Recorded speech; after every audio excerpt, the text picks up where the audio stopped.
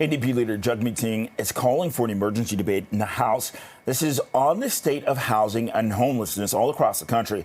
But his letter singles out the Trudeau Liberals for what he calls a reactive approach to a housing crisis in Toronto specifically. And Jagmeet Singh joins us live now from Ottawa. Mr. Singh, thank you for joining us. So you've written to the Speaker of the House pushing for this emergency debate on housing in Parliament. And in your letter, you really outlined Toronto's housing crisis, and you're taking aim at the Justin Trudeau Liberals. What do you want to see come out of this emergency debate?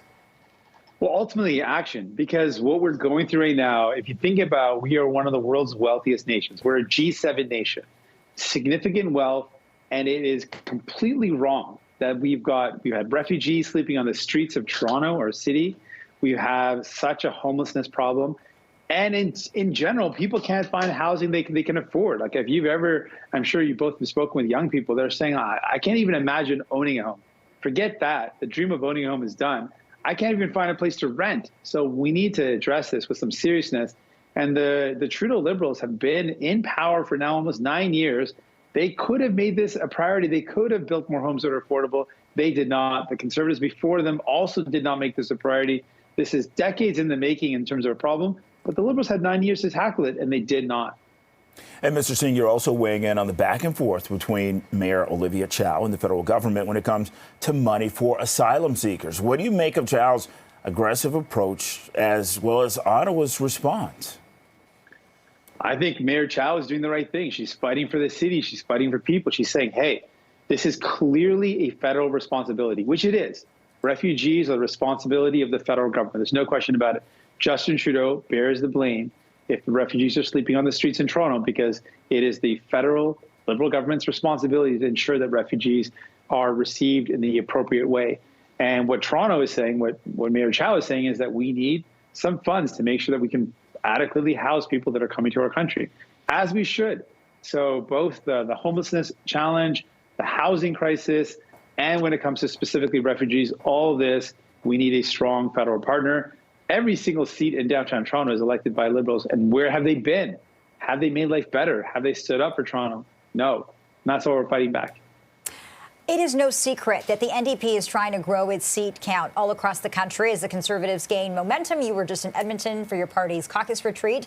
The Conservatives have described your alliance with the Liberals as a costly coalition. How does your party position itself as it heads into this brand new session? Well, what we're saying is we're getting things done for people. We're using our power to deliver for people. We're forcing this Liberal government to deliver. This out-of-touch Liberal government would not have brought in dental care but for the fact we forced them to do it. But let's look at the Conservatives. The Conservatives are showing us who they are. Just before we rose for the winter holidays, we saw what the Conservatives are all about. At a time when Pierre Poilievre has talked about the high cost of groceries, talked about how parents are having a hard time, he voted against putting in place a school lunch program, a federally funded school lunch program, which would ensure that kids got a nutritious meal and parents didn't have to worry about the cost, the high cost of groceries. It would give them a little break. He voted against that, and a very callous move, which shows you the Conservatives are all about cutting. People in Ontario know that. They've seen Doug Ford cut investments in healthcare. They see that in Alberta when Daniel Smith continues to cut education, healthcare, everything. And so that's what we're saying to Canadians. Hey, we've used our power to give people a break. That's what we would do with power. You can see exactly what we would do. Dental care, pushing forward on pharmacare, pushing forward to make sure people's lives are better. That's what we would do.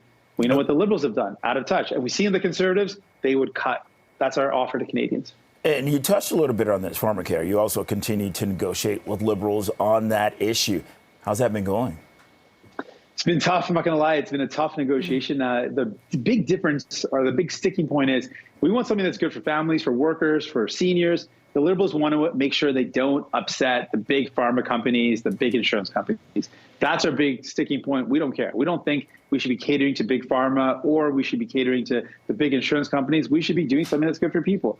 That's our big sticking point, but we're very confident that we can get something done. We're cautiously optimistic. We've said we've given you a delay. We've pushed back the deadline, and we now expect even more. So we're hopeful by the 1st of March we can announce something really good for Canadians. Okay, Leader of the federal NDP, Jagmeet Singh, thanks so much for joining us today. And thank you for your time. My pleasure. Thank you both.